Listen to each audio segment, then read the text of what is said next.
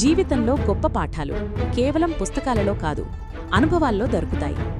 ఇలాంటి ఒక సంఘటన సోక్రటీస్ జీవితంలో జరిగింది. ఒకరోజు ఒక మొరటు, అనాగరిక వ్యక్తి సోక్రటీస్ను ఎదిరించాడు, అవమానించాడు, చివరికి కొట్టడానికి కూడా ప్రయత్నించాడు. కాని సోక్రటీస్ ఎలా స్పందించాడు?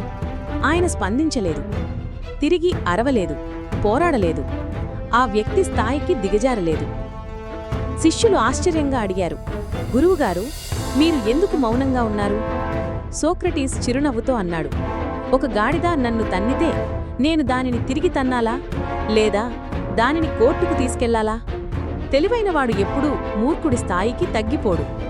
కొన్నిసార్లు నిశ్శబ్దమే శక్తివంతమైన సమాధానం. సోక్రటీస్లా ఉండండి.